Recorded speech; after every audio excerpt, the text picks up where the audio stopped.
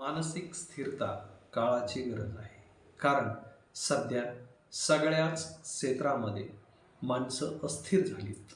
अस्थिर होण्याचं कारण हेच आहे की बुद्धीमध्ये ज्ञानाच्या ऐवजी खूप मोठ्या प्रमाणात आपण कचरा भरून ठेवला आहे.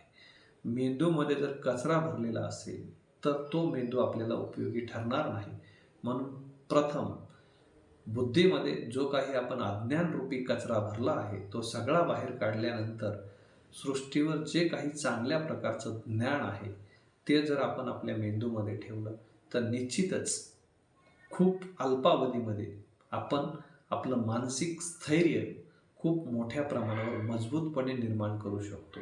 कारण माणसाचं अस्तित्व हे सृष्टीच्या हितासाठी आहे आणि सृष्टीच्या हितासाठी असताना आपण ताण तणाव हा कशासाठी घ्यायचा किंवा ते घेण्याचं नेमकं कारण काय आहे आणि याविषयीचं ज्ञान आपल्याकडे नसल्या कारणाने किंवा आध्यात्मिक ज्ञानाचा प्रभाव आपल्यावर नसल्या कारणाने आपण खूप अल्पावधीमध्ये किंवा खूप कमी कालावधीमध्ये तणावात येतो किंवा डिप्रेस होतो. का तर आपण आपल्या मेंदूमध्ये खूप मोठ्या प्रमाणात अज्ञानाचा कचरा भरून ठेवला.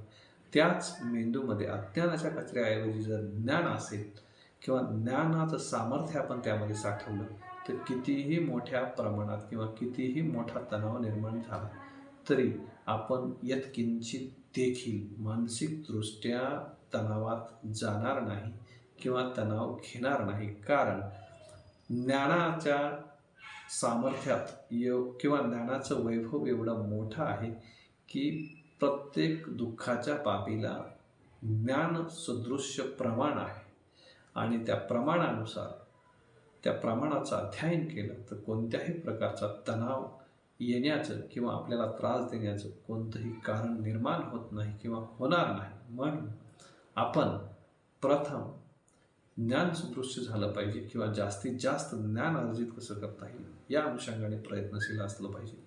ज्ञान साठा आपला वाढला तर निश्चितच आपली मानसिकता जी आहे ती सदृढ झाल्याशिवाय राहणार नाही आणि आपण मानसिकदृष्ट्या सदृढ झाल्यानंतर जी मानसिक दुर्बलता आहे ती आपोआप संपुष्टात येईल.